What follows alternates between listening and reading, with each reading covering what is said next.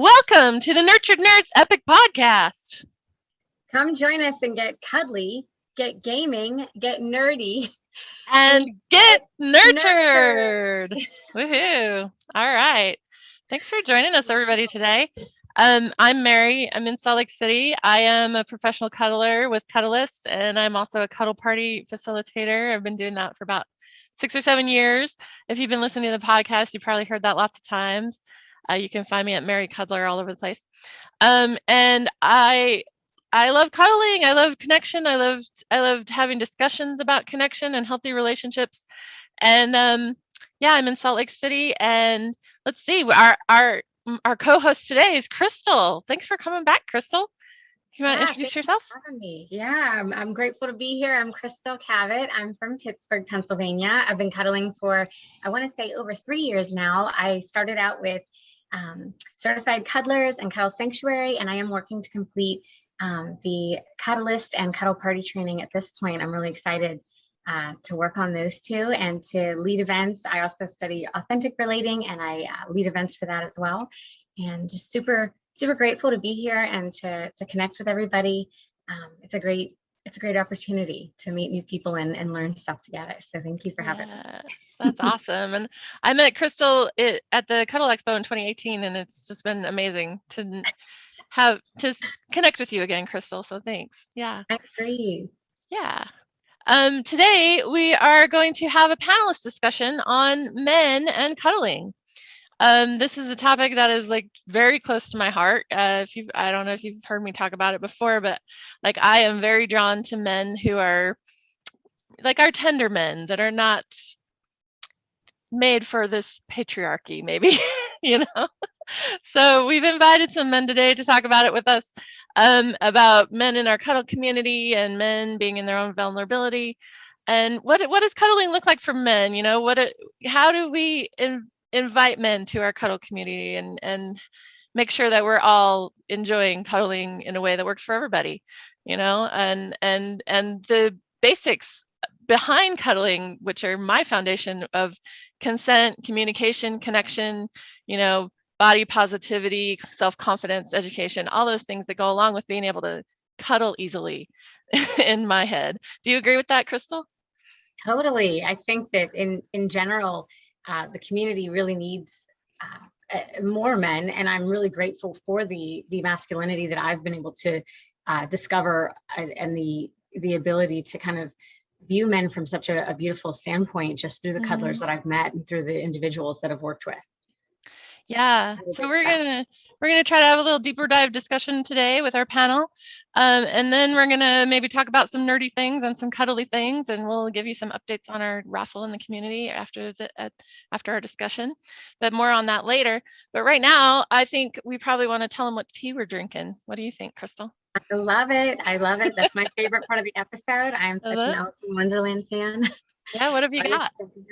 Today, I actually have a very simple.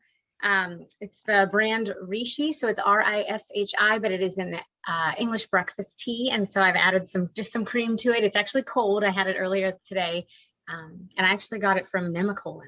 I was there, and they gave me tea. Super cool. Nice. And I'm actually just doing plain spearmint tea today. Spearmint. Nice. Can you see? Refreshing. Totally. Yeah, because I have a little bit of a headache, so mint helps me. And I'm doing a crossover here because this is my nerdy thing. It's my new mug. It says Pura Vida Costa Rica because I was just in Costa Rica. Yes. How was that? Pura Vida means pure life. It was amazing. I had a great time. You guys can go see my videos on the Nurtured Nerds Facebook page. I was nerding out about being on the beach, and I'm checking that out. Yeah, please do. Please do. Let me know. Leave your comments. And I would like to know, we will let you guys introduce yourselves, but first, are any of you drinking tea that you want to share with us? Any of our panelists want to share what you're drinking? We have Arthur, it looks like. I've got coffee, black coffee. I can drink it 24/7. So in a skull mug, huh? Yeah. Nice. I love that mug. Nice. Yeah, it was a gift. It's delightful. Too fun. Our other guys, do you have anything fun you're drinking that you want to tell us about? Nope. Before Okay. before I signed, I had a glass. I'm in Vermont, so it's now cider season. So Mm, Ooh, apple cider. Nice. delicious. Thanks. and stuff. So usually I do warm cider at the end of the day. So that was it. Oh, that sounds good, actually. Very nice. Well, good. Thanks, guys. Yeah, let's go to the introduction. So we've got some guys that have told us we believe enjoy being part of the cuddle community in whatever way they are. So we'd like to hear, your name, where you are, what is your role in the cuddle community, and yeah, just tell us a little bit about yourself. I'd like to start with Hercules, who was just speaking about cider.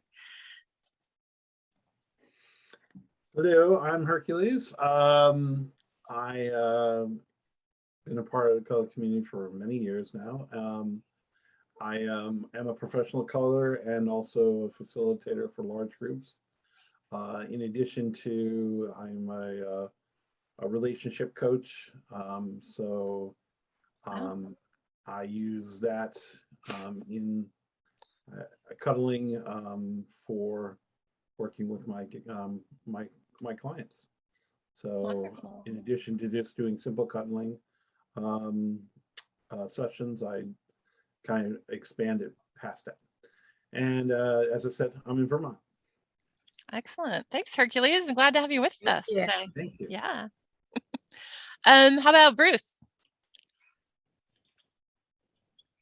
Hi, I'm Bruce. I'm in Portland, Oregon, and I started my cuddling adventure, I think it was in 2016, where I noticed a woman came into our meditation group, and she was very, very stressed out, and she was going to do some speed meditation to try to bring herself Speed meditation. yeah, we all know how well that works. Love it. And something interesting happened. Like I just instinctively realized that what she actually needed was a hug. Mm-hmm. And part of this being a man thing is that I didn't feel that I was in any position to offer her one. Mm. So it was about 2 weeks later, I was searching on shamatha meditation and PDX just to see what that was like. And I was corrected to Samantha PDX, who is a professional cuddler, and I was saying, oh, this is another way where a person could actually get a hug. Yeah. So I signed up for a consultation with her just to talk about the ridiculous situation I had been in.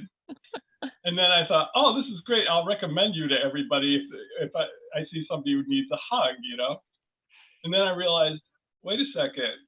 How do I know this is legitimate? So I consider myself kind of a cuddling crash test dummy, which is like, okay, what is this experience? So I kind of grit my teeth and signed up for a session, and it was really awkward, of course. And after I got out of it, I was like, she was saying, so how was it? I said, oh, that was really weird, And then I noticed as I was driving home, I started to feel a little floaty. The oxytocin thing was starting to kick in. And as a mindfulness guy, I was like, what is this like? What is this like? What is this like? And I thought it was like, this is kind of like, I remember when I got my wisdom teeth pulled and I had some Vicodin and some Valium. And then I looked up what Valium was for, and it said it's an anti-anxiety drug. And then I say, what is oxytocin for? Oh, it's an anti-anxiety drug. Well, So I always tell people that oxytocin is my drug of choice. Exactly. Same here. Yeah. So I'm like, so this is a non-pharmaceutical way to calm down. And ever since Definitely. then, I've been using that as like, I still practice the mindfulness, and I still practice, the habits of lasting well-being.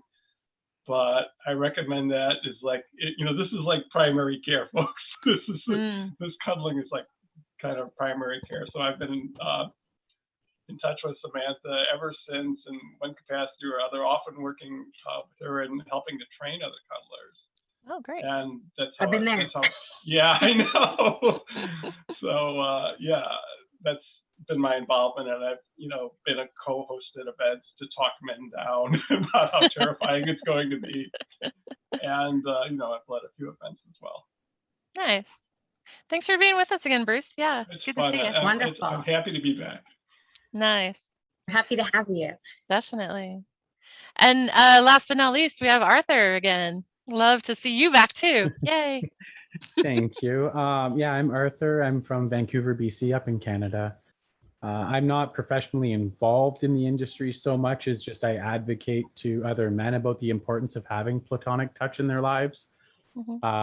Just because my experience with it was, I don't know at what age, but it became taboo for a man to seek platonic touch. And like everything, I worked over that. So I just talked to other guys openly, like it's okay to want hugs and cuddles, and it doesn't have to go to sex. Like it does not have to go past platonic. It's okay. Yeah. So that's been my experience there, is just openly talking to other people. That's wonderful. Thank you for that. Yeah. Cool. Ooh, so much is coming up for me while you guys are talking, but I think we have it covered in the questions. So what do you think, Crystal? Jump right in the questions? Definitely. All right. So let me ask you guys, I just want to start out with saying, do you like cuddling? I just would like to hear, a man say that. I love cuddling. I'll tell you right out. So does anybody want to start? Arthur? Yeah, I love cuddling. Definitely. Love cuddling. Yeah. Cool. Bruce? During COVID, my partner and I have gotten into cuddling every single evening before we go to bed. So yes, it's very relaxing. Wonderful. How about you, Hercules? Oh, I love cuddling. I'm a touch hog, definitely. In addition to the previous work I told you about, I'm also a massage therapist.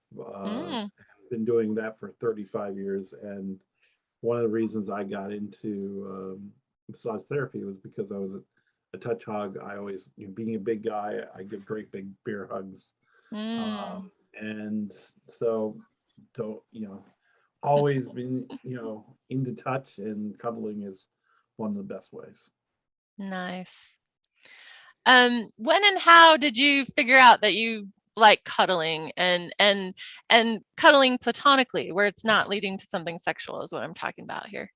As a man, is that possible? How did you figure that out, that you enjoy cuddling, and why is cuddling important to you?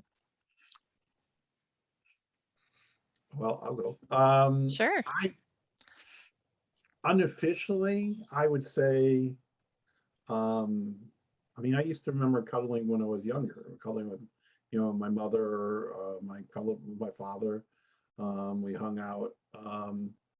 So if you really, start that process, that's when it used to it. And I progressed from there. I probably got away from cuddling with my parents, and then got into trying to hang out with other people, and it didn't really, unfortunately, it's a part of connection of human beings. So when you're younger, you don't really see it, but luckily we now have evolved, and we have more of a connection mind society, and then we have us awesome cuddlers out there, and we now have a cuddle therapy. Come on, so we talk about it more. So, but I always, when I work with people and talk to them, I say, where did you learn to cuddle? What are your memories? And I said, bring those back. Bring those non-icky feelings and all those things that you really like to do when you're young. You can bring and use that for your catalyst in your, to do it now. So, I so like those that. were my, as I said, for me, my early ages. Excellent. Thanks, Hercules. Yep. Thank you. Yeah. Anyone else want to chime in? Bruce? Yeah, I also want to hear from Arthur because there's kind of this idea of this, men are so, like I said, like I was actually brought into this by accident, by virtue of the sense that I completely felt that I could not offer somebody a hug because just the way that we've been socialized as men. And, I come from the typical, Northern European stock where we're the lowest touch culture to begin with. And if men touch anyone, it's basically to shake hands, which is a symbol that you're not holding a weapon. So yeah, I didn't have much in the way of touch growing up. And I, kind of fell into it as this primary care wellness tool. And I found that I've stayed close to it because I've had the chance to see men come in off the street who are thirsty for this experience and simultaneously terrified by it. And the first thing that I will say to them is like, I haven't seen us lose anybody yet. Yes. Said, you could easily be the first, but we haven't lost anybody yet. And, just to break the ice. And then just to say that, one of the first things that we do is somebody's going to ask you if they can give you a hug or something like that. And the first thing you're going to tell them is no. Just to prove that you're completely in charge of everything that happens in the experience, in this entire experience. Right. And I don't know, Mary, do you start your cuddling sessions, your group cuddling sessions with the Consent and Boundaries workshop where you ask questions and consider whether or not, can you talk a little bit about that process? Yeah, so I am a cuddle party facilitator, so I use the cuddle party format, and we start every session with the no exercise where we practice saying no to each other, and then it's usually 45 minutes to an hour of boundaries education of how do you communicate well, and that's how we also spend time with each other to get comfortable with each other before we open the time up for open cuddling, because we've set these boundaries and this framework for how we're going to handle ourselves in the event. And we talked about it for an hour, and we practiced. Then that's why I love cuddle party format so much, because they've worked it out really well of how we can help learn how to communicate well and have the practice together and have the time and community together, so that when we do go into open time, we're so ready to be like, I know you guys, I'm ready to cuddle, Yeah. Yeah, that's right. And that's why I've been able to start, because I understand my own, trepidations about entering into this community. And so I can be welcoming to others while understanding that they're coming from the same place as men in this culture.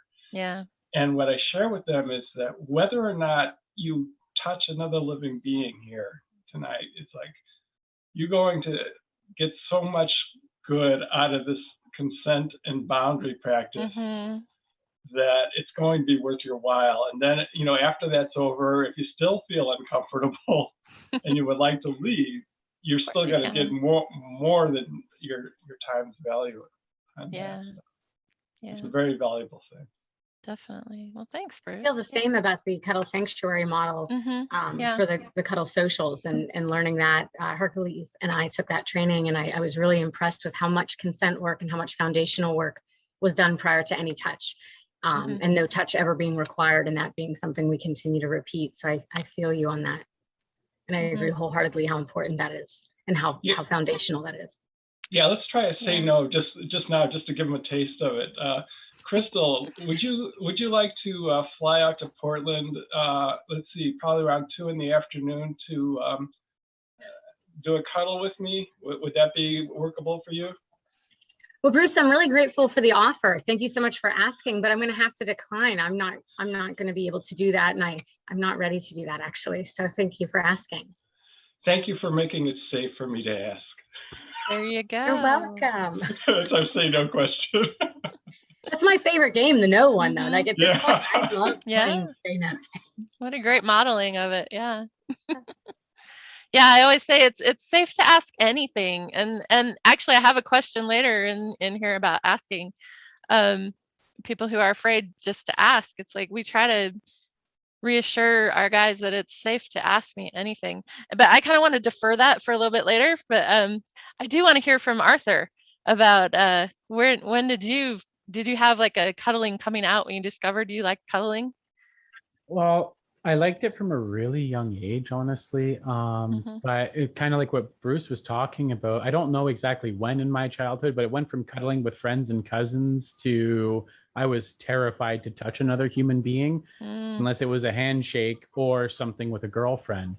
And then occasionally hugs, but even hugs got weird for a while because being a bigger guy, I don't know, it just became weird and awkward. And so for most of my adult life, my teen years, all of that, it was like it was only really safe to look for that affection from romantic partners. So I found myself in a lot of relationships I didn't want just because I loved cuddling. Yeah. And it was the only way I knew to actually get my physical needs met would be to start a relationship with someone, which led to a lot of like conflict because the partners I had, they didn't enter the partnership to just cuddle. Like they're looking for a little more. And I'm like, yeah, but I just wanted someone to cuddle, and not having the language or the support around that. And so, and then like 2 years ago, 2020, like, because it got to the point, like even like sitting in a room with people and your chairs were too close together and you'd like accidentally touch your thigh against someone, like I'd freak out. Because I was like, oh my God, like they're going to hate me. I just touched them. Oh my God, who am I to dare to invade their personal bubble? Like, and then I did a program in the beginning of 2020 and I was like, okay, like I worked through, there was clearly some trauma there. I don't know exactly what the trauma was. But by the end of the weekend, I was like totally okay just randomly touching people and trusting them to voice. Now, obviously there's consent still. And I actually really enjoyed that modeling demonstration. I've never seen anything like that before. That was really cool. Yeah, so that's kind of my journey to falling back in love with cuddling. And since then, I've been able to talk to friends about cuddling and cuddling with friends. And it's been totally platonic and totally cool. But yeah, it was just awkward until then. Yeah. That's a really good point, Arthur. It's interesting from the perspective of feeling awkward and not wanting to approach people. I think I came at it from kind of the opposite angle and was very overly approaching people and not taking their consent into consideration in my youth. I was very excited, very energetic, and just wanted to give love and just thought that was the way. And so I think that cuddling has really helped teach me that other perspective, that consent goes both ways. And no matter how affectionate and how much you want to touch someone, that doesn't mean that that's what we should be doing. So I really am grateful. Thank you. Yeah. There's got to be a middle ground though between, people maybe like Crystal who would just like to run up and hug everybody right when you meet them, and maybe like how Arthur was socialized to be like, you can never touch anybody ever, and there's got to be something in between there, right? That's what we're working on. That's why we set up the frameworks so we can be safe exploring that in between space. Agreed. I think they're so important. Moving on a little bit, thinking about, becoming a cuddler, entering the cuddle world, or just coming out as a person who loves cuddling. There can be some trepidation. There can be some pushback. How have you approached it with family, friends, or significant others? How have they given you the feedback as well? How have they kind of taken it, let's say? And anyone's welcome to start.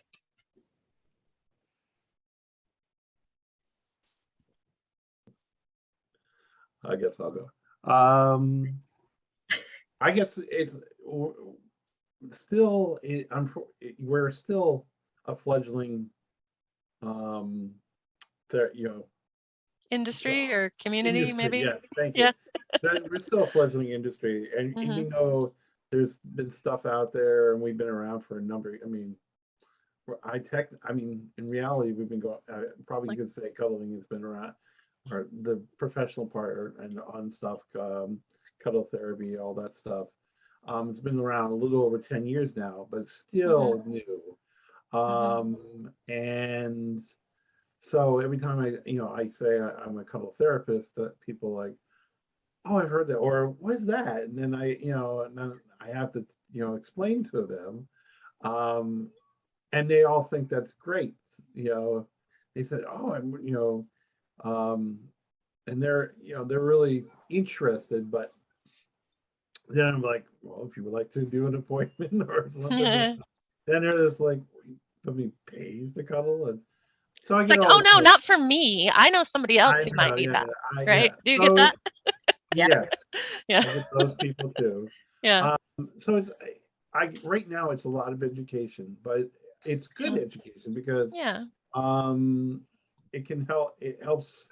I also work with men, and working on the masculine side of society, and so it helps me use it as a stepping stone to talk about you know society and the male perspective, the patriarchy. So it's a good stepping stone for that. It's also a good stepping stone to educate people about touch. So Good. That's wonderful. Thank you. And I wholeheartedly agree that we're in that phase of promoting. We're in that phase of talking about it, getting the word out there. Both Arthur and Hercules have said that. I know, Bruce, that you're on that page as well with sharing that knowledge. So that's really important part of it. Thank you. Bruce, you want to share? I got so wrapped up in the answer. Could you just remind me of the question? Oh yeah. So we're talking about being in the cuddle community, coming out of what some people lovingly call the cuddle closet. Whether you're actually in the industry or not. Right. How do your family and friends kind of feel about it? Yeah. Well, yeah. The first person I had to address with this is my partner, obviously, and I know that she is very biased towards science. So we started. I said, I'm working on this thing like to lower anxiety, and I have this little blood pressure monitor. So like I said, I want to try some experiments here. Let's do like a minute of eye contact and then 10 minutes of this cuddle position, and then we'll see where we are before and after. And she got to experience the benefits of it firsthand and to realize what this was that we were doing, that it was completely platonic, that it wasn't like I'm out going to try and find sex somewhere or whatever. And, just looking at it from a purely nerdy standpoint. And one of the ways that, I say when I talk about cuddling, and I said, there it is. I see it on your face now. It's called the cuddle cringe. And this is what happens whenever anybody hears about this idea. And I said that the quickest way to get over the cuddle cringe takes about 20 seconds. And if you would like, and if you're interested in seeing how to get over the cuddle cringe, I can give you a 20-second hug, and you will experience this firsthand. And if somebody is willing to go that far, if they want to completely fall back, that's fine. If they don't want to learn anything more, my mind is closed. Okay. If their mind is open, I'm willing to offer them a 20-second hug. And about halfway through, they relax. Feel really awkward and they start to laugh. And I'm saying, there it is. There it is. Yeah. Love it. If you're starting to laugh, you're starting to relax, you're starting to unwind, and that's it. So you just experienced it, you get it. Yep. That's Yeah. amazing. Thanks. I really like that. And I really love the idea of the science behind it. I mean, that not Yeah. only are we nurtured nerds here, but again, like Mhm. that's one of the biggest ways that I like to discuss it with people too. I love that. Yeah. Thank you. And what about you, Arthur? Have you come out of the cuddle closet to your people? Yeah. So I've talked, and it's just like the whole consent thing, like talking about just the fact that I like cuddling, and no, it's not about sex, and it's about like that platonic touch and how important I see it is. And I really like what Bruce contributed there, because I've never thought about approaching it that way, just offering like, hey, like, let's do a 20-second hug. Like, you'll see what I'm on about. Physically experience it for yourself. Yeah. And that seems like Great just idea. such a safe way to approach it. And it's a great way to communicate it instead of trying to convince anyone. I mean, there's the data and all the chemicals that are released through human touch and all of that, but that's really where I spend my time sharing. And just, yeah, talking about the fact that it's platonic. There's nothing more to it, just that, nice to have human touch. Yeah. Cool.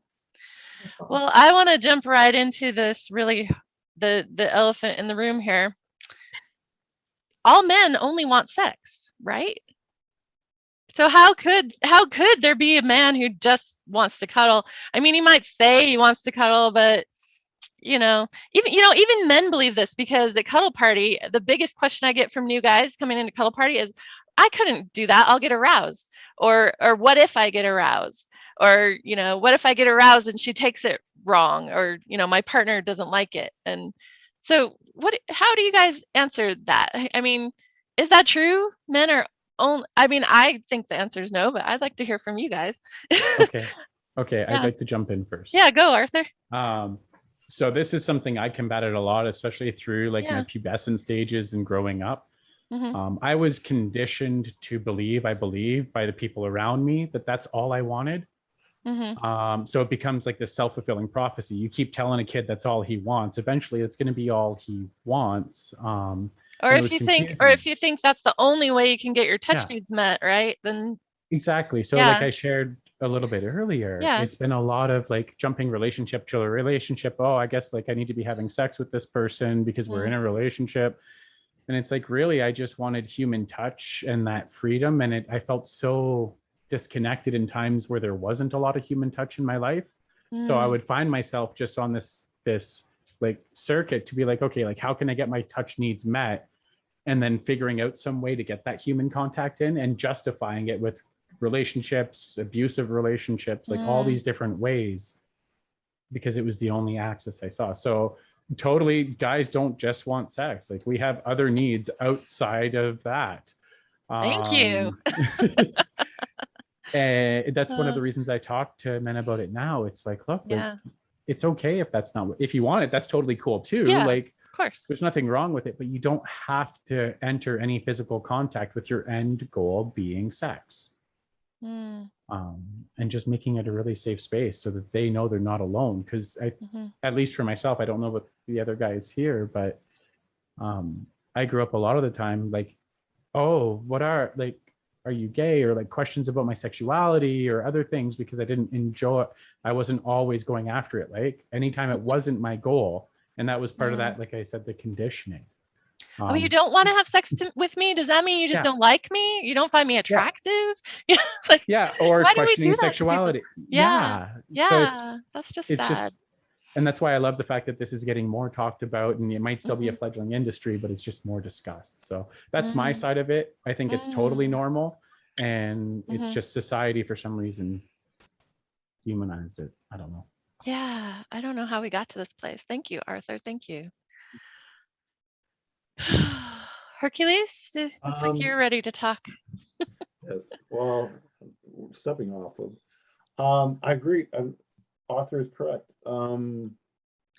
Unfortunately, it is one of those things that's ingrained. It's a stereotype that is, stereotypes are somewhat based on truth, but on this one, it is just kept getting integrated into men for some reason.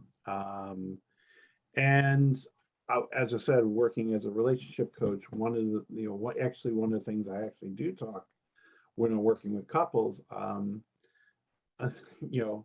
for you have couples who are on different levels in terms of their libidos and or sometimes they don't want to connect physically because one's image of that if we're going to cuddle, that's going to lead to, and they're amazed to hear that they don't have to have go on to be more intimate and stuff.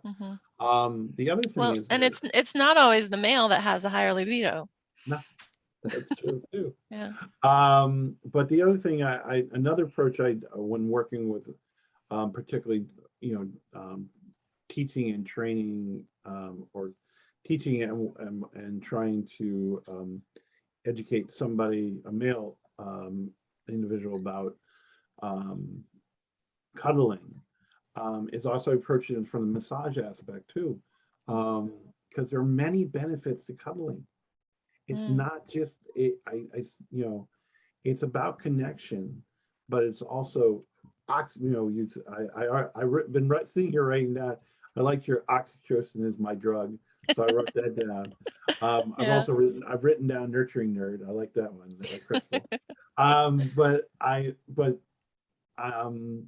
I tell them, same thing happens in a massage. Like I'll have guys on the table and I'll be talking to them. They're okay with getting me working on them, massaging them. So what, the only thing that's really I tell them, if the whole holdup about touching another male in this physical way of connection, closeness, and intimate way. Well, intimacy, you got to look at intimacy is a spectrum, and it also comes with what the intention is. We talk about consent, and I do teach about consent, but the first thing I actually teach when I do consent training is intentions. What are your intentions? So when I work with somebody, I say, well, what would be your intention for getting doing a cuddle? What would your intention be for allowing me to work with you, cuddle with you, hug you? And then see what the benefits are. As I said, I was going with the massage idea. It's going to help you physically, emotionally, energetically, which are all the same things that happen in massage. So, and what if a client or you as a client or practitioner get aroused? Then great, your body works. Your body works. Yeah. That's right. I don't want to. I make it approach in a silly way when I teach people, but it's just like, ooh, your body works. Right? I like that. And I'm like, ooh, you're right. But it's you're alive. Then I go, yeah, you're alive. Your body's functioning. Yeah, you're enjoying it. But then I said, then I go back to the whole intention thing. Intention. Your intention right now is that you're going to maintain this this space. This is how you're going to go. If it's getting too much, then again, you can separate. We can stop. We can take a break. So that's where I approach in a way. So thanks. Yeah, good. Bruce, do you have anything to weigh in with? One of the ongoing things with my partnership with Samantha Hess is shock therapy. Shock therapy? The first instance of this was my partner Elizabeth had a friend who was going through a divorce, and she, I just heard secondhand, how tough of a time she was having. And I noticed that Samantha was training a male cuddler at the time, and I thought, knowing my minor oxytocin science about this, I said, this might be very comforting for her right now. So I recommended that, would it be okay for her to sign up for, a practice session with this cuddler in training? And she said, no, we can only have like existing customers like train with you know, a trainee, but you could sign up. And I'm like, initially, you know, Arthur could guess what my initial feeling was there as a man in this culture. Like, oh, I'm gonna go cuddle with this guy, right? And I'm like, and I thought about this, and I'm like, wait a second, you know, what is this whole cuddle thing about? And do I want there to be more cuddlers, professional cuddlers in this community? And am I willing to help there be more cuddlers in this community? And so I said, yeah, this is going to be tremendously awkward, and yes, I will do it. And it was perfectly okay. It was perfectly fine. And as we, you know, we hugged each other as we were leaving, I said, that was wonderful, and it was only 7% gay, and only like and only that is like what we called gay when we were both in junior high school. So you know, both of us survived, and we had a good time together, and it was great, and it was totally non-sexual. Wonderful. Yeah, I've loved seeing men connect with other men at my cuddle parties. You know, whether you're gay or hetero or whatever your sexuality is, I've witnessed that it's difficult for men sometimes to connect with other men. And just as a side note, I know gay men who have said I hate this hookup culture. You know, they're not all in it, even with men to get sex all the time. Right. So yeah, it's really interesting. Yeah. I did want to ask one more question because I don't know, Crystal, if you have felt this, but I would love to get some advice from you guys on how can we as women facilitators help men be comfortable saying it's okay to get aroused. That's a natural thing of your body. You have no control over that.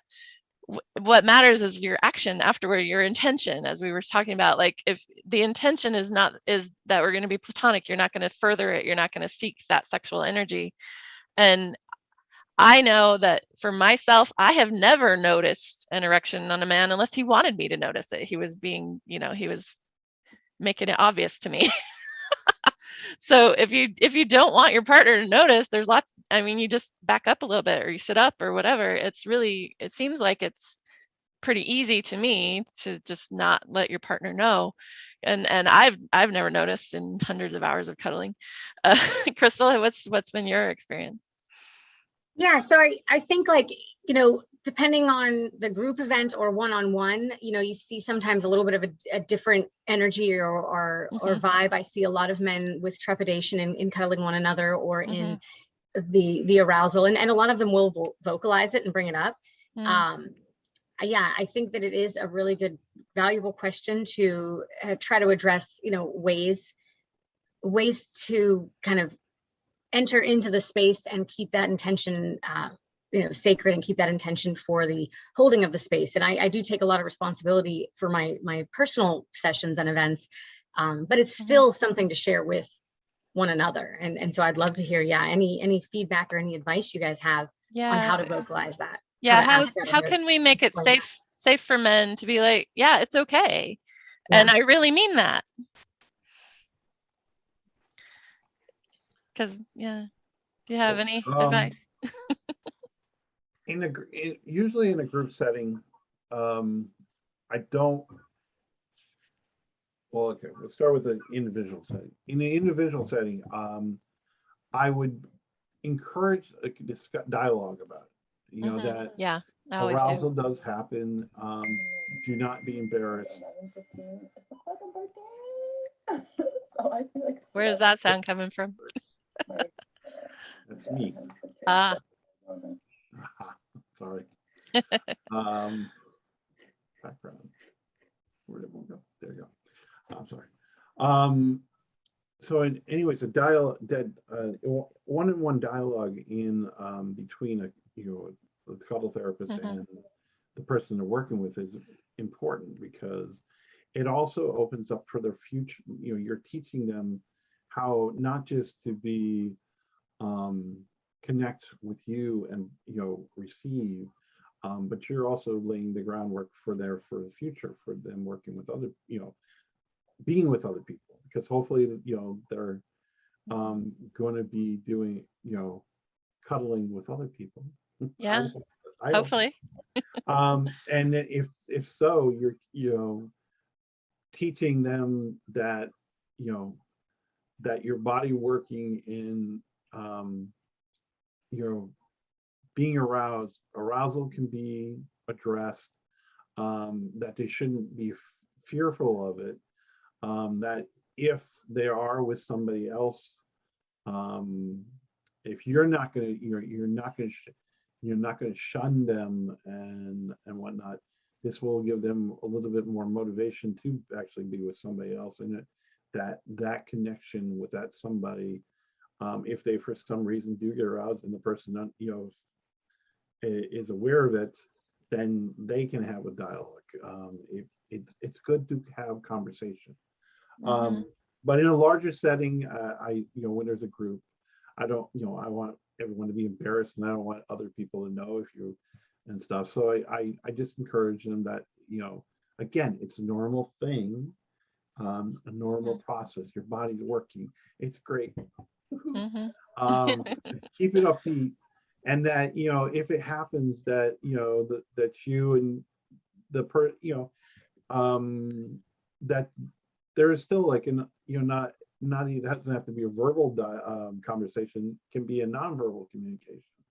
But the other thing when we're teaching, for us facilitators, and we're teaching people to cuddle, it is, and you have the person who gets aroused, the person who's actually, say, your person gets aroused, or the person, you also are teaching the person who's receiving the cuddle, and they may understand the person's aroused. You're teaching them how to not make that arousal like a awkward situation. Yeah. People get that. So, but communication is the key thing. I agree. Thanks, Hercules. Yep. Arthur, did you have a comment? Yeah, the only thing I loved what was created there, that I would just kind of echo, not really anything to add, but it's that communication up front, like really like, yeah, you might get aroused. That's totally something that happens. And whatever the agreement for the boundaries or whatever, it's totally normal. It's totally okay. Like, this is there. If you're uncomfortable with it, communicate it and just keep those communication ways open. Yeah, I usually just like to say, if you can just enjoy it. You could say, I'd like to do something different, or you could even say, I'm getting aroused and that was not my intention. It's at a group event, of course, that's outside the boundaries. But I've said that at cuddle parties, like, this feels really good, I'm starting to get aroused, but so can we please do something different? Yeah. What do you think, Bruce? How can we help men be comfortable with that? In both the group settings and individual training, I'm a certified cuddler as well. They're in the initial questionnaire, and you sign a waiver.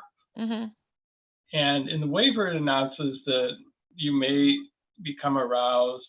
It's natural. It's a natural thing. And just don't, if you find that that's happening, it's probably a good idea to change a position so you're not actually, pressing up against someone. Yeah. And to, let it dissipate naturally, or just notice that it's happening because it's going to happen. And but you don't want to, you're trying to keep the atmosphere of the event or the cuddle to be platonic, and that's the intention. So if you become aware of that, you can make whatever accommodations are necessary to let it go naturally, or or end the session early if it becomes that urgent. But if it becomes that much of an issue for you. Yeah. So I think that just having that stated up front, and listing what the guidelines for the event or the cuddle are, and then asking if there are any questions that the person can wants to ask about, the general Mm-hmm. procedures are a way to address it kind of privately and discreetly without, Mm-hmm. doing something embarrassing in public, or, so Yeah. that's, and to be fair, I think that it's, I don't know, I haven't been aware of it being an issue at group events as much, because I think there's, when there's a bunch of other people around, it's kind of, Yeah. It's kind of a peaceful, quiet vibe. It's not an Right. excitement kind of vibe. Right. Yeah. Right. So, yeah, but I can see how in a one-on-one session, it's probably best to, at least mention it and Yeah. ask if they anticipate that might be a problem, and then answer any questions about it in advance. True. Thank you. I did hear something good from Hercules. I just want to restate that we in group events, we're helping train cuddle partners, both partners. So if you're with somebody who gets aroused, how do you handle that? If they're struggling, or it's different if they're pushing boundaries. That's a different issue. That's not what we're talking about right here. We talk about that a lot, but they're not pushing boundaries. They're got aroused. They're just enjoying, their body works, as you said. How can the cuddle partner help them feel comfortable with their natural body and not be ashamed of that? So yeah, that's something I want to remember. I was going to say, during my training with certified cuddlers, one thing that we learned a lot was just redirection, and just the idea of not just switching poses, but giving an extra squeeze, or maybe changing the conversation, or even just changing the mindset. I think really strongly that both partners, have intention work to do, and both partners can help each other through that mindset. Because it can be very obvious to both partners, whether it's communicated verbally or not. And there's ways to communicate it non-verbally, even a tap, or even a redirection or a move. And so, yeah, I think there's a lot of opportunity there, but I see how much room there is also to explore and grow as we try to learn together, male, female, gender, and just different partners in general. Yeah. So that's wonderful. I did want to move on to the next question. And this one's a little more personal. Have any of you guys ever been what's considered the nice guy in a relationship? And if so, how has that been damaging or harmful? And have you kind of found that balance since then? The nice guy in a relationship may be the one who doesn't have as many boundaries and allows the boundaries to be pushed, or perhaps, I think that all genders and all, partnerships can find that, but I guess, have you guys had any experience with that? Arthur, would you like to go first? Yeah, I definitely have. A lot of the work I've been doing the last 2 years has been around boundaries. Yeah. So I realized, one, I was never taught boundaries at a young age, so I kind of went my whole life without having them. And everyone that I tried to make them with made me wrong for having boundaries for a long time. So yeah, I definitely have been that guy, and it manifested itself in all kinds of ways. I had to break some patterns where I was always looking for an emotionally abusive, volatile partner for a while there. So definitely have been in that role. Yeah, that kind of goes back to what you're saying, where you kind of just got into relationships to feed your need for connection, but then they were not good relationships. So you just do whatever you have to do to keep it, right? 90% of them didn't even like cuddling. It was terrible, terrible agreements for cuddling. No good. Thank you for sharing. Yeah, thank you. Thanks.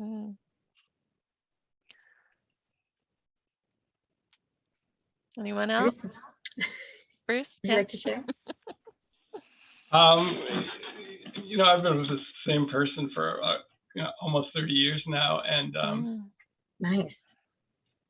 Before that, I was not a nice person. I was like, let's see, I was an aspiring playwright. I was in advertising. I was going to make conquest.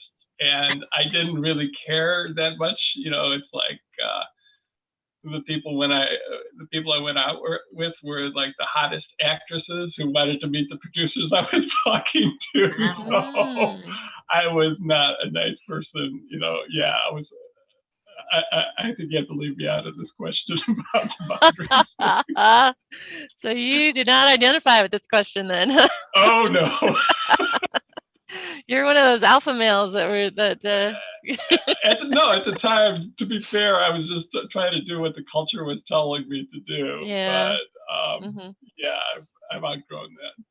Okay. I'm Well, that's grateful for good. that perspective. That's awesome. Yeah. Thank you. It sounds like you've changed a lot. I mean, from knowing you even just the short amount of time I have, you know, you're a wonderful, amazingly intellectual and intelligent individual, thoughtful and actually, you know, hilarious. Yeah, got you fooled too, right? So far, yeah. Cool. Super. Hercules, do you have any insight? Yeah, I mean, I consider myself a nice guy. I also, I mean, that's also been something that I've grown up with. I'm in my 50s now. And over the year, you know, it's what I considered myself different in many ways from quote unquote the typical male. Or I strive to be what I thought to be. I wanted to be what I thought a male should be. However, I mean, I dealt with what society was, throwing at me. I would say that if we're using labels, at one time I would be considered a metrosexual. Remember when we were using that term. And a metrosexual being, somebody who did not, you're not the typical things that the quote unquote a male would do in society. I was into sports and all that, but I also was in cooking and all those things. So that we had to label it. So we would label it metrosexual. I also remember at one time this being a nice guy became a syndrome. We actually had nice guy syndrome.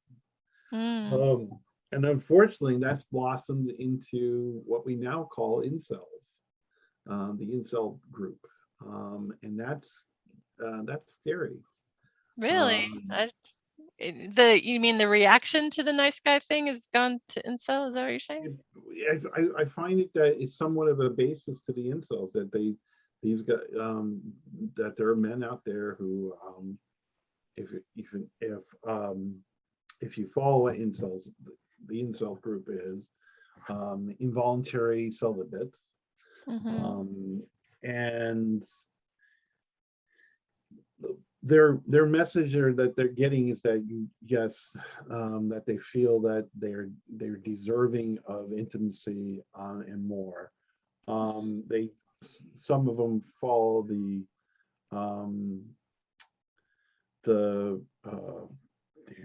I can't remember follow the alpha male type of philosophy, thing, but a lot of them feel that they're nice guys and they're just getting screwed over. Oh, okay.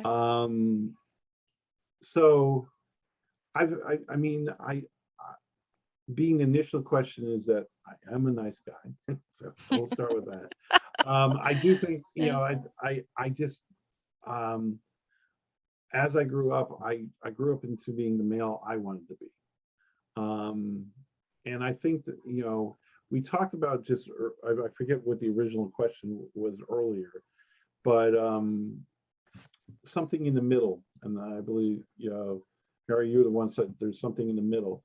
And what really comes down is we need to find balance in all this. Being a male is not everything that, men do is wrong. I mean, our things, but we also can have a like for other things that what is not the typical male thing. So, it's just finding that balance. Good.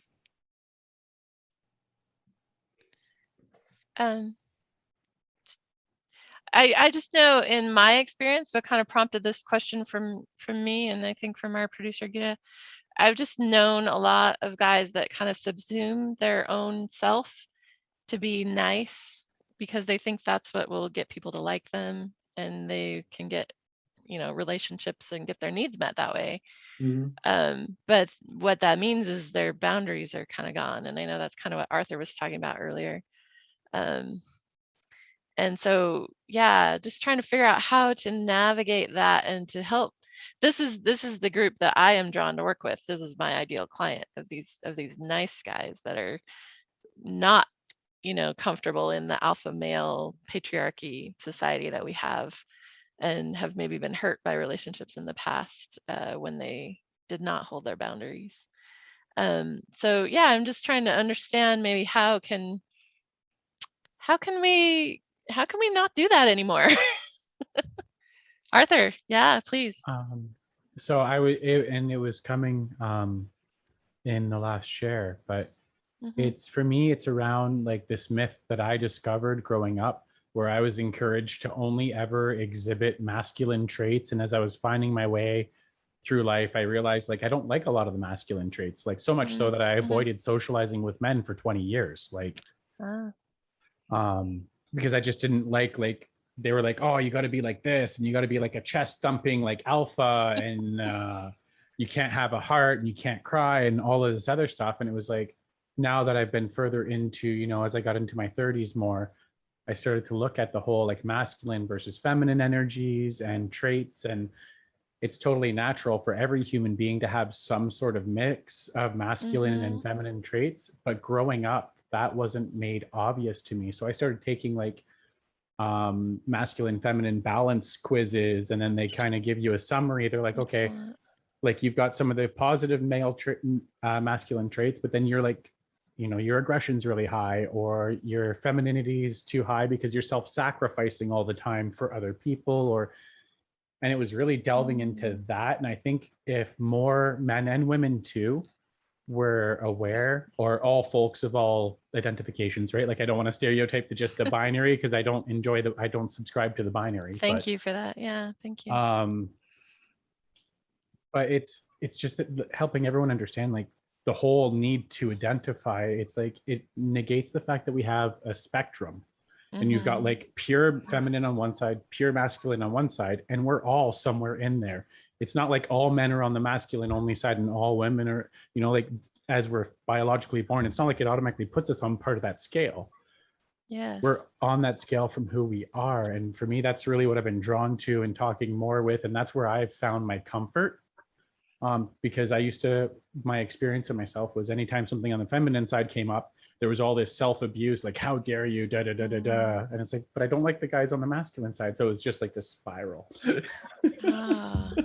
I love that, Arthur. I kind of had a similar experience, because I was at a week-long workshop, and we did a masculine feminine exercise, and I realized that I actually have a little more stronger masculine traits than I do feminine. And for my whole life, I just thought I was an awkward girl. I'm not that feminine. I'm not girly. I don't like pink. I'm not graceful or dainty. I never will be. That's not me. And when I realized, like, it's a feature, not a bug, that I have strong masculine traits. I have feminine traits too. I am a woman, but when I was able to embrace that and be like, and then I could really use my masculine traits, like right now, like as a host, as a leader, to hold space for people. I was like, I can use this. This is part of me, and I can embrace it. I don't have to like say that's not me, because that's not because I'm not masculine, because I'm a woman. We all have masculine and feminine, and they're all part of who we are. You find that, Arthur? Yeah, and that's totally it. That's what I think just benefit everyone. Like, we seem to be in this like ultra class, like the metrosexual title came up, and it's like, yeah, that's what I was labeled for years. Androgynous was another label slapped on me in my 20s. But it's like, there's just this need to label and categorize, and it kind of pigeonholes human beings, and we get stuck into this way of being to maintain that label. And Yeah. so, like you said, your discovery, Mary, is beautiful because it's like, Thank you. I can have masculine traits. It doesn't make me masculine. It's just I have traits that are more in that zone, and that's cool because that makes me who I am. Like that's Right. everyone deserves that freedom. Arthur, you just said the key word, human. Yeah. Human. It's I no longer. I mean, especially since we're also, about the binary was also mentioned and stuff. I finally got to a level in my thinking that it's just I'm a cisgendered male, and I identify that aspect. So I'm a man, but the traits, all traits are as long as they're, to me, positive traits, or I see them as positive traits. I mean, I can be aggressive when I need to be aggressive. I can be a leader. I can be, helpful. I can be whatever, across the spectrum. It's just what we choose and stuff. So, but just being human is the key factor. Yes. Yeah. I totally agree.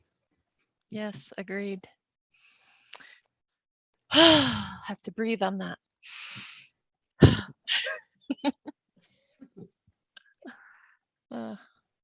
I love this conversation, you guys. Thank you. This is thanks for showing up for this today.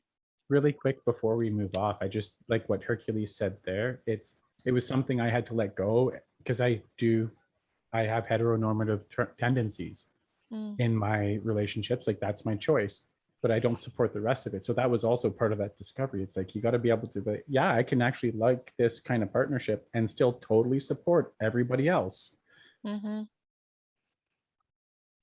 Yes.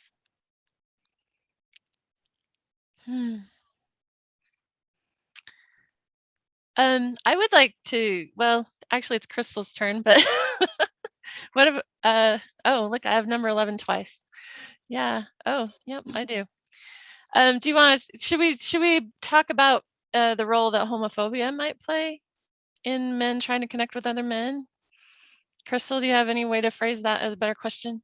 Yeah. So basically, do you still think that is a major influence in our culture? Do you think that we just talked a lot about gender fluidity and how there's so many positive movements going on, but I still see pockets of both sides, pockets of stereotyping and negativity and labeling. And I also see pockets of fear. Maybe some individuals who aren't in touch with both sides of their fluidity.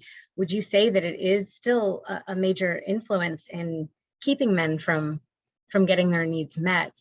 And what do you think? Again, we're always looking for hope. Any solutions, any ideas, or any thoughts on that?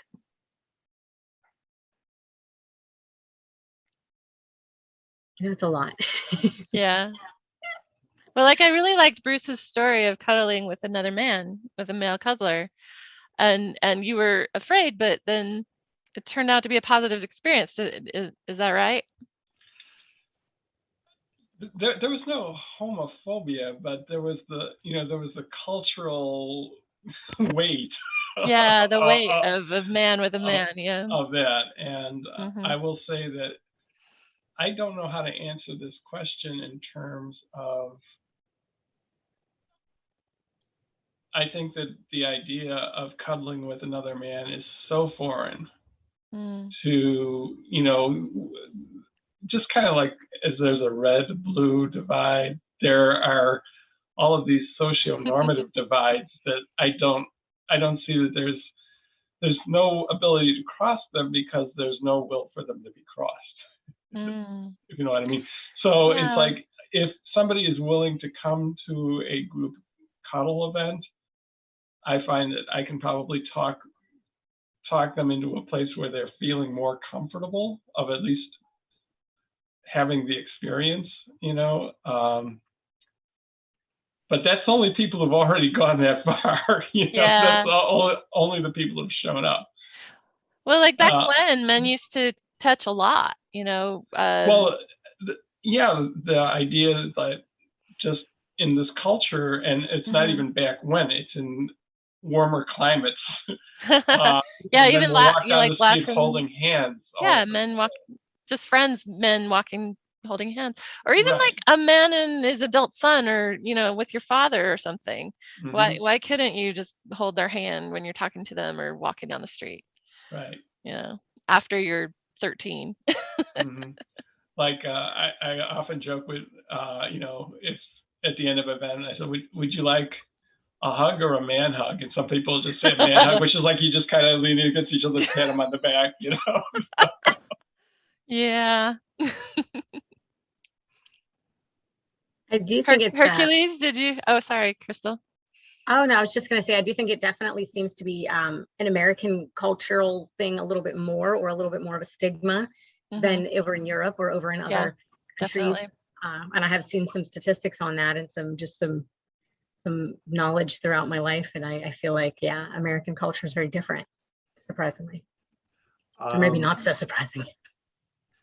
It was meant, I mean, I believe Bruce mentioned it earlier as well about other cultures, other countries. It is a cultural thing. It is definitely this a large amount of what we're talking about with everything across everything we're talking about is stuff we learned, and it is, and what just Crystal said, it is American society.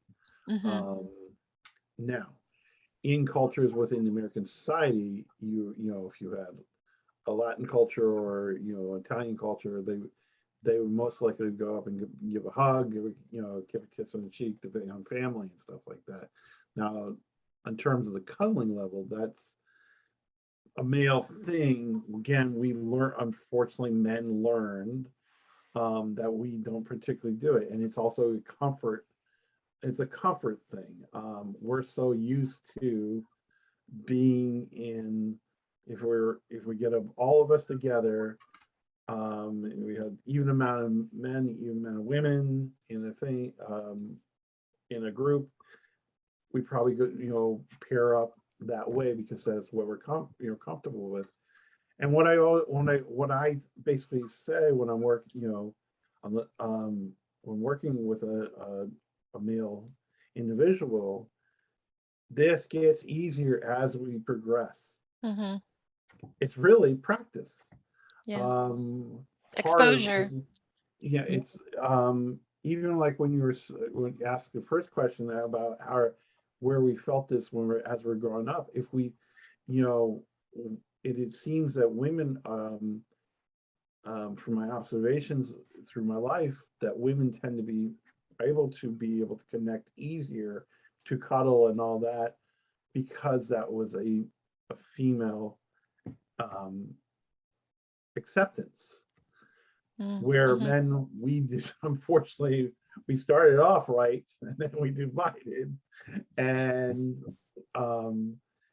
that's hurt us and stuff. So what I always say, practice, because so we practice your cuddling and practice with somebody of who is the same gender as you, or identifies, or practice across the spectrum. It gets much easier. But it's also, I mean, it's not just that, because it's also, practicing how to be connected to other human beings, and that's another aspect. I mean, it just maybe seems easier to connect with, say it's Mary, it's you and I. Maybe we connect easier because that seems more natural. But I also may, find Bruce very, intriguing. I might be able to, have a connection, and that may become easier if we have that too. So, practice. Yeah. I love it. Yes. Well, unfortunately, I would love to talk about this for another 8 hours, but we're starting to get to the end of our time. So I kind of wanted to see, Crystal, did you want to do the nerdy question for us? Okay, let's think. And just to make sure I'm looking at the right thing, we're doing number 14. Yeah, number 14. Yeah. So we're going to do one more nerdy question. Why do you think males have been more active in the video game industry in the past, or other forms of nerdiness? So that could include sci-fi, that could include sword fantasy. What do you think of the changes in seeing more females, gaming and developing comic books and getting more into all of that? How do you feel about that? Bruce is laughing on mute. Why? Can you share why you're laughing?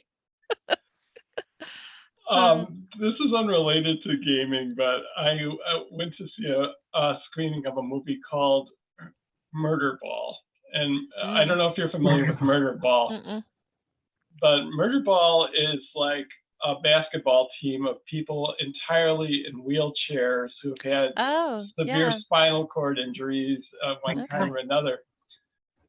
And this woman stood up and she said, how come there's so many males in Murder Ball? How come there's no women Murder Ball teams?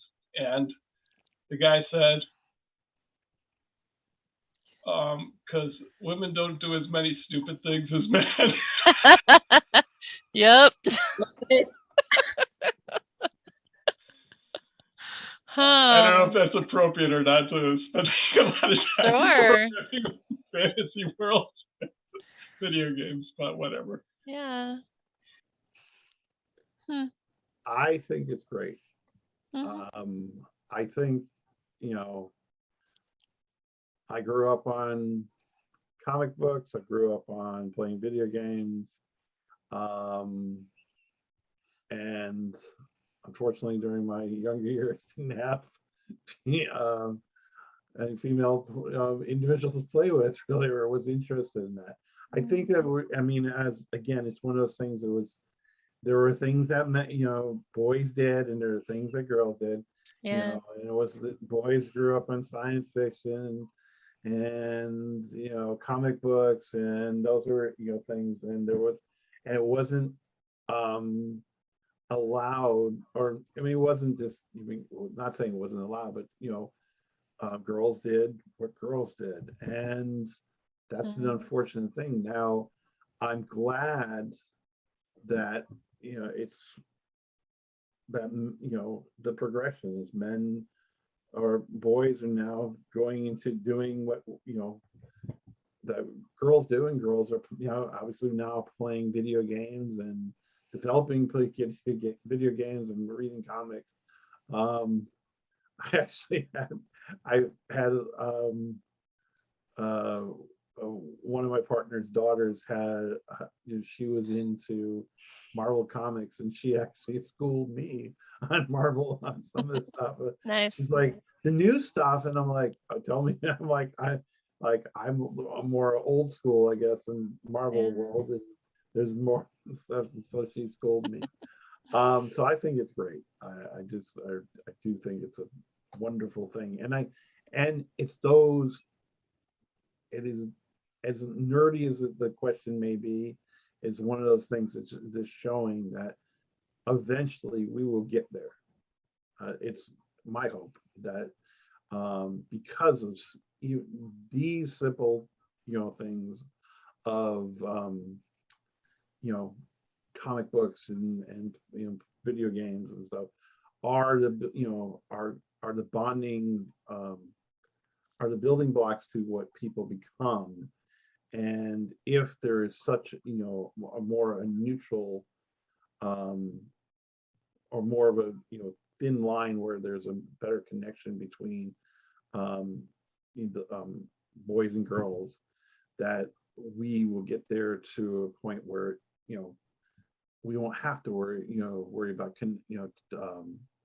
men worrying about men cuddling and stuff like that. It'll be all accepted. We'll be better human beings.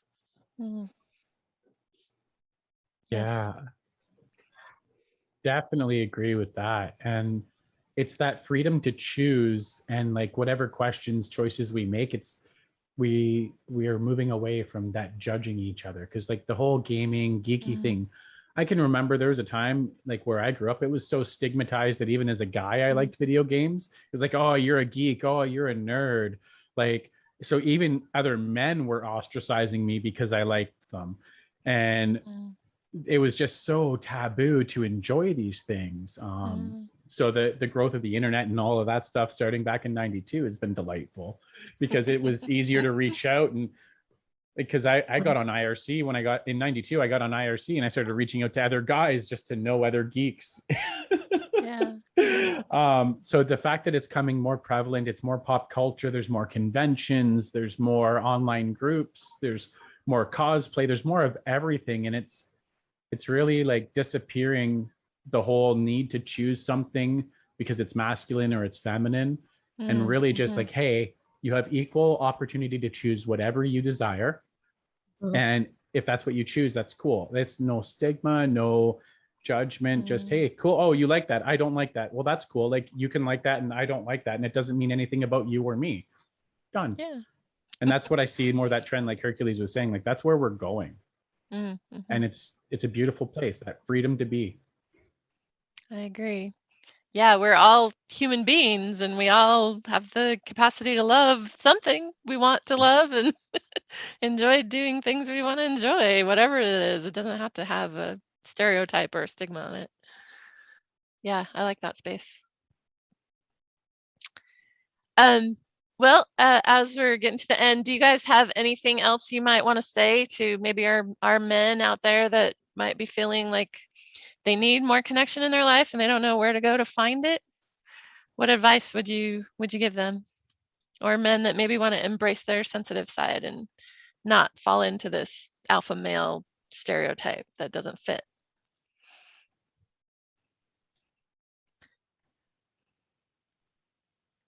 Any thoughts? I was about to start talking about mute. Well, you just said redefine the alpha male. Yeah, that'd be There's awesome. nothing Wouldn't it? wrong there's nothing wrong with being an alpha male. No, It's there isn't. how you choose to be that alpha human. So my suggestion would be to do things like go to a cuddle group, learn your nose, learn about intentions, learn about consent, learn about boundaries, get involved in positive male groups. There are a number of them out there. I'm actually working on starting one here in Vermont area, but there are different groups out there that are help discuss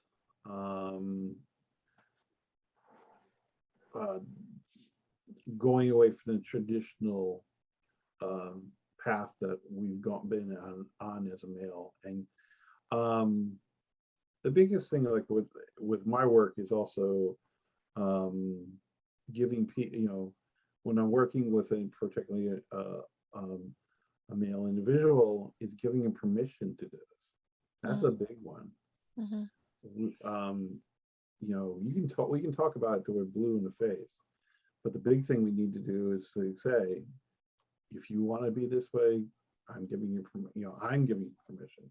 As long as you're not going to hurt yourself or hurt somebody, this is a permission for you to explore and stuff.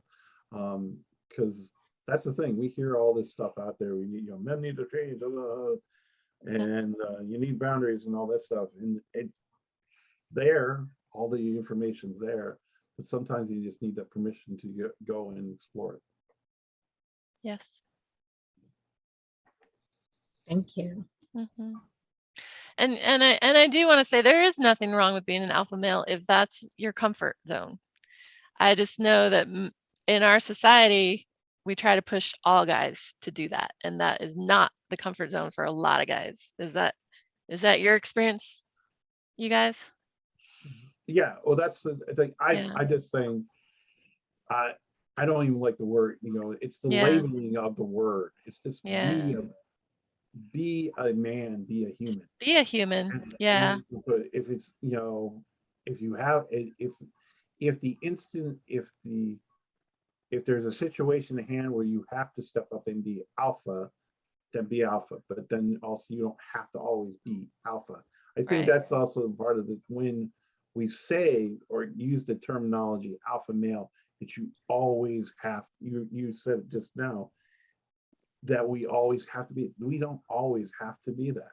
Mm-mm. You know, it's just, I think alpha That's male true. is just, is based on more, or what I would like to feel is that it's based on the situation.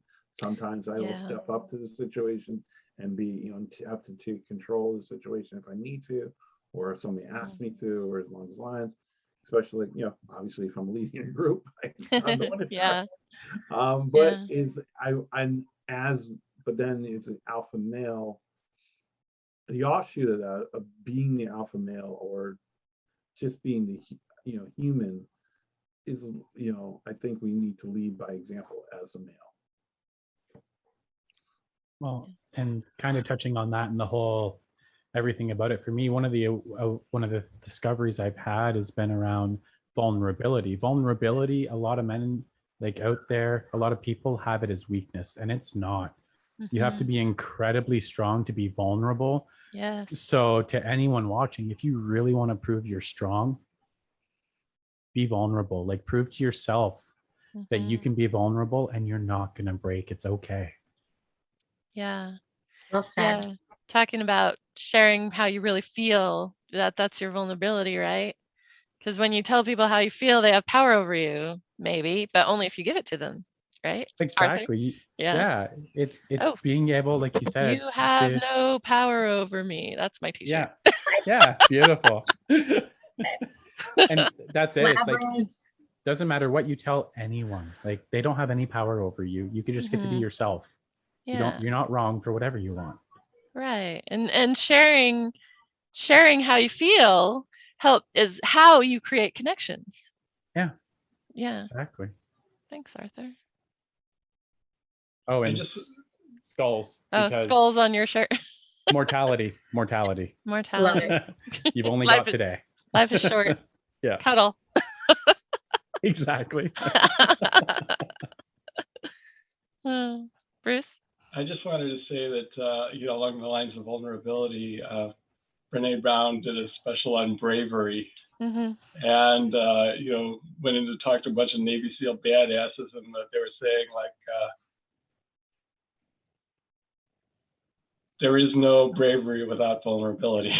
If you're sure of the outcome, it's not brave, you know.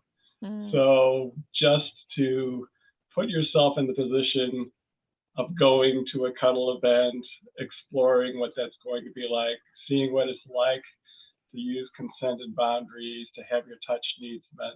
That's a very brave thing for a man in this culture to do. Mm. And if it's totally weird, you'll have some stories that you can share with the guys. Good outcome Thank either you. way.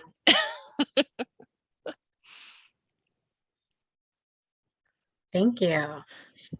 Yeah, thank you everybody for sharing so much today. I'm really grateful that I got to be here with everybody. I want to ask, you know, how can we reach you gentlemen if we want to reach out for any of the services that either you offer, or just to ask questions, connect with you? Do you have a website? Do you have a email? Do you have something you want to share with everyone? Yeah, you can find me at it's www.meetarthur, MEETARTHUR, like my name on the screen, .ca, which might be different for all the Americans watching, but it's .ca, the Canada suffix that I use. So Excellent. And we can list that too to make it okay. easier in Yeah. the Perfect. comments. Yeah. Hercules, do you have a professional site that you want to share?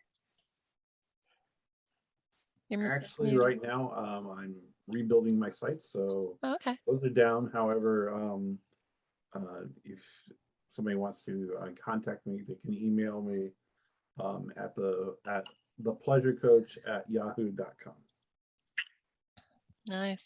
Thank you. Mm-hmm. And Bruce? I can be found at brucecantwell.com. That's BRUCECANTWELL.com, or patreon.com/IHateHappiness. Yep. Nice. Love it. Cool. So Thank you. yeah, thanks you guys. How is everyone, how are you feeling after this experience? Let's start with Arthur. Oh, it was awesome. I totally said yes to a second time coming on because it was such a great experience last time, Mary, and it was nice to meet you, Crystal, as well. Yeah. So grateful. And I love your artwork in the background, by the way, Arthur. I've been meaning to say the whole time I'm absolutely enamored with it. It's gorgeous. I have a secret. Tell It's a us. green screen. It's a background. Oh no, Yeah. it's so gorgeous. I need to get that one. Cool. So Thanks, I was Arthur. about to say the same thing about Arthur's artwork, but then I'm like, that's the green screen. I couldn't tell. I couldn't tell at all, man.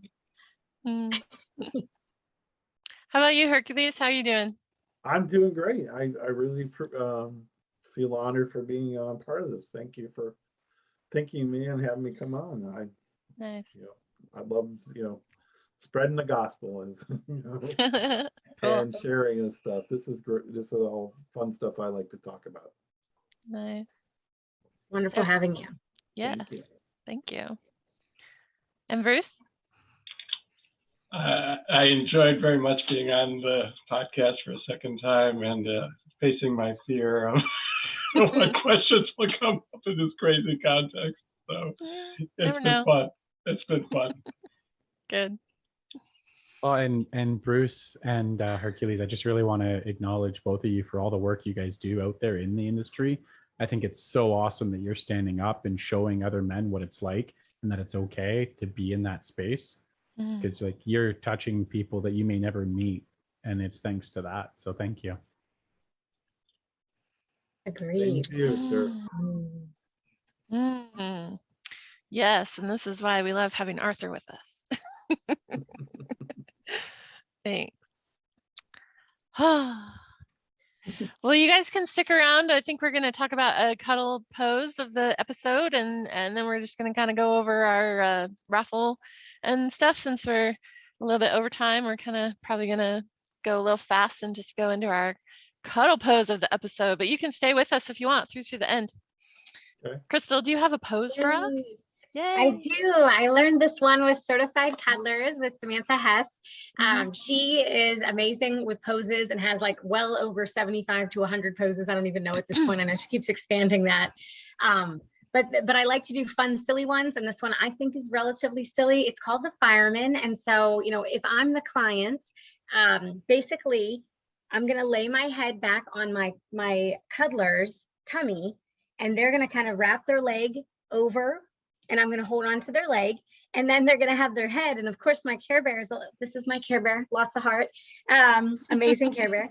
And their head's just going to kind of be down here, just sort of laying on my shoulder or on my arm. And so it almost looks like, as we're laying down, if you're looking from above, it looks like I'm kind of carrying my cuddler over my shoulders. And of course, you can swap out, and either one can be the client or the cuddler. It's a very fun pose. And I've been trying it recently with all my clients. I've been like, let's try this one. And they all love it. It's actually really comfy and fun. It's very sweet, by the way. That's a new one to me. So yeah, cool. Nice. Thank you. Thanks, Crystal. Cool. Yeah, let's just go right into our promos then. So this is Nurtured Nerds. We have a website, we have a YouTube channel, we have a Facebook page. You can find us at nurturednerds.com. You can find us on reddit.com/r/nurturednerds, facebook.com/nurturednerds. That's where you can find my latest nerdy thing, which is my nerding out about my trip to Costa Rica. Go find my videos there. I nerd out about some little crabs in the sand and so yeah, it's pretty nerdy. Love it. And we're still partnering with Cassandra Brown at cassandrabrown.org/jerk-proof-your-relationships. That was our raid, Jerk Proof Your Relationships, of how to learn to not get jerked around by your relationships is what the class is. Cassandra is wonderful at teaching deep listening and in relating, conscious relating. Is that what we're calling it now? Yeah. Yeah. And That's then a great class. Yeah, and of course our host, the IRL support main, shout out to Alyssa. She is still here, still around. She's just taking a break from the podcast for a little bit. So she's definitely still here. So we will be talking with her soon, I'm sure. And then we're so grateful for all the work she does. absolutely, absolutely. Yeah, we miss you, Alyssa. And we want to start like doing Instagram and Discord server and a Twitch stream maybe. So any of you guys that are interested in hosting something that with us, let us know. Let us know, because this is a community. You know, we need people who want to build it with us. This isn't like a 1 or 2 person show. This is a group effort for sure. Yeah. Crystal, what's next? Let's see. As all new members, yeah, we have a raffle going on. You can enter for a drawing for a chance to win some free loot, some fun stuff, a Nurtured Nerds Care package, which includes a 30-minute virtual session with a participating professional cuddler, of course, after the additional intake screening, a free ebook on cuddling and connection, I believe. That's my book. I was going to say, I thought it was Mary's book. I love it. A free video game gift card, which can be used to download video or PC games. So it's actually a pretty amazing, it's amazing package. You also get to submit a question for one of our hosts on the Epic podcast, which are a wonderful way to kind of get your voice out there and get involved with our podcasts, which are super fun and again, super community oriented. You also get a discount on the current raid. Right now, the JPR, the Jerk Proof Your Relationship, is full price, but we still offer sliding scale and payment options. Cassandra's definitely willing to work with people, which is really wonderful, giving the opportunity to educate yourself and kind of join the raid and be a part of the team on that. It looks like the deadline's November 29th.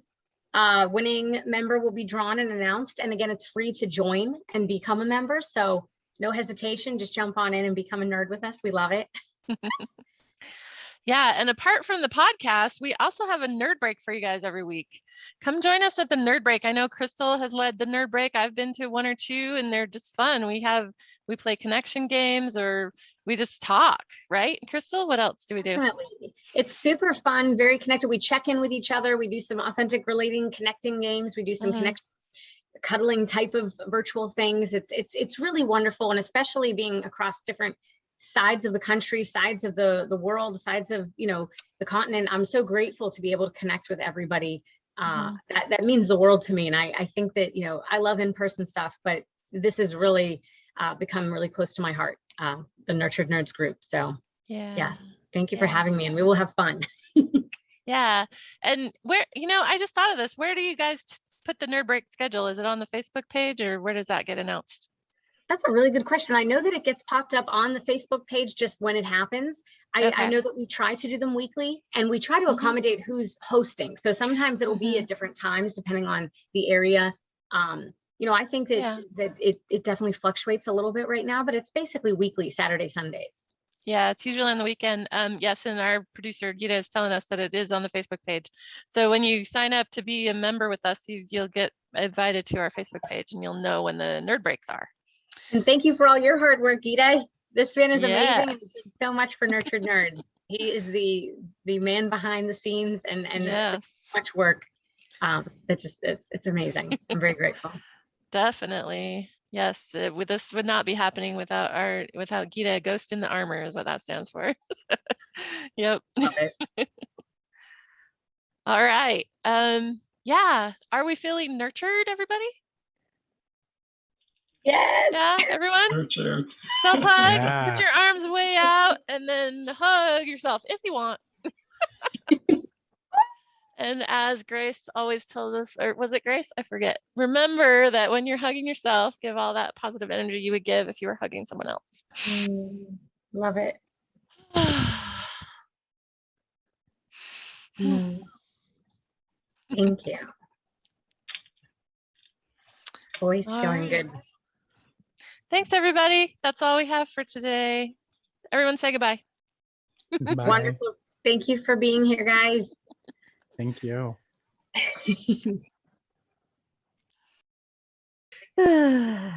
Yeah.